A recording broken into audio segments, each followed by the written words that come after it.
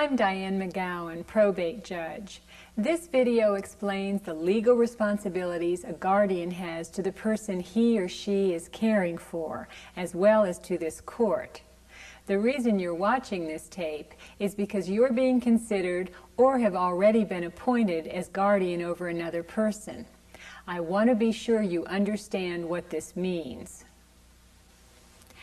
The law defines a guardian as someone who's been qualified and appointed by the court to care for an incapacitated person, who's called a ward. When this happens, it means the court believes you to be a capable and responsible individual who will look out for the best interests of your ward. A guardianship places a special trust in you. It's one of the most important responsibilities a person can be given. A ward is an incapacitated person who requires someone else's help. A ward may be incapacitated due to mental illness, mental deficiency, physical illness or disability, advanced age, chronic use of drugs, chronic intoxication, or other reasons, to the extent that he can no longer adequately care for himself or his property. As an appointed guardian, you'll be concerned for your ward's physical needs, health, and general well-being. But keep in mind that the most skilled guardian will let the ward maintain just as much self-sufficiency as possible. In a sense, this may require even more work and discipline on your part. Remember that your goal is to preserve the dignity and independence of your ward to whatever degree is possible. The process of becoming a guardian is a legal one, and there are certain procedures that must be followed in every case. First, the court must determine that the ward is in fact incapacitated and in need of a guardian. Then the court must find that the potential guardian is qualified to serve. The process all begins when you petition the court for guardianship. This petition sets the legal wheels in motion, so to speak. First of all, it's very important to be sensitive to other people who may be interested in these proceedings.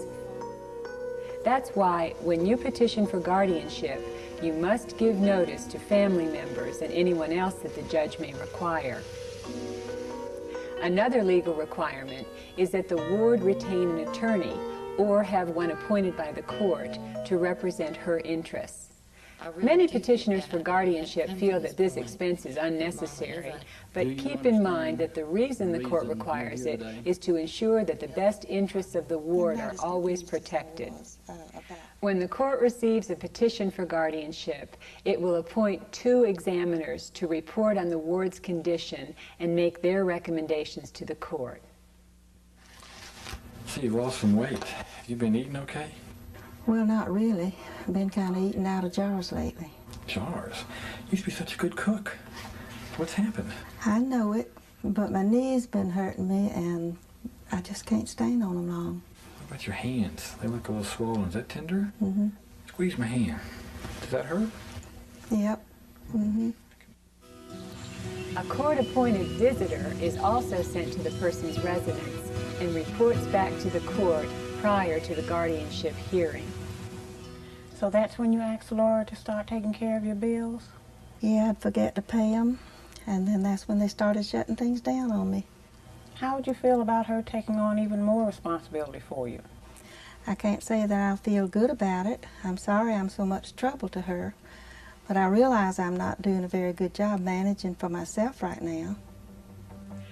Finally, the hearing takes place, and if the judge deems it necessary, a guardian is appointed.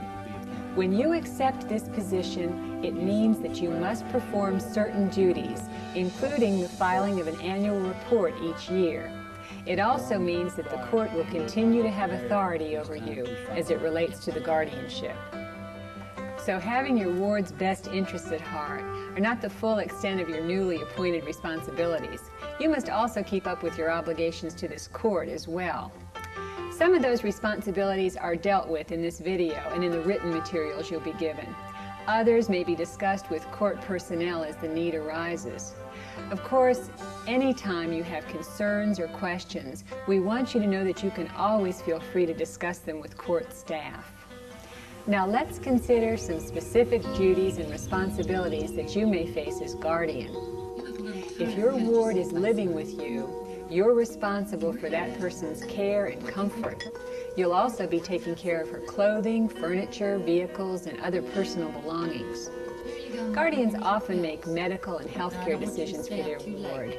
This may include major hospital-related decisions in addition to regular checkups. Of course, you'll want your ward to participate in these decisions to the extent you feel that she's able. All guardians must report to the court at least once a year regarding the physical and mental condition of their ward. This report is submitted on a special annual report form which you can get from the court. It will ask you if there's been any change in your ward's physical or mental condition, if there's been any newly arisen healthcare needs, or any clerical updates such as change of address. You're generally required to file only once a year, and in most cases you can fill out the form in less than an hour. If there's no conservator for the ward, which is someone who's specifically appointed to look after the ward's property and assets, then as guardian you must also report to the court about any financial matters that you may have handled. For example, if you are managing the ward's Social Security benefits, you will need to account for that money. If you are the guardian, but someone else is the conservator, then you must report to the conservator regarding those funds. If you are a guardian and also conservator for the ward, you must report to the court on all financial matters that you've handled. The conservator video outlines these responsibilities in much greater detail. In any case, you will probably want to keep a monthly ledger that itemizes expenditures. It's an easy method that will save you a lot of time in the long run. A sample ledger is included in the handouts that you will receive. And remember to keep receipts and other important papers which the court requires or which you want to discuss with the court in a safe place. Remember that your ward's money can only be used for her direct benefit, such as expenses arising from her general care and medical needs. The court may need to approve a monthly budget for your ward before her money can be used. Some special expenditures require court approval for them to be legal. For instance, you cannot pay yourself any money or use your ward's money for your own benefit or for anyone else's benefit without court approval. Now, that's not to say that this cannot or should not be done. For instance, some guardians find it necessary to cut back on their working hours in order to care for their wards and require supplemental income to make ends meet. But a special case like this will require prior court approval.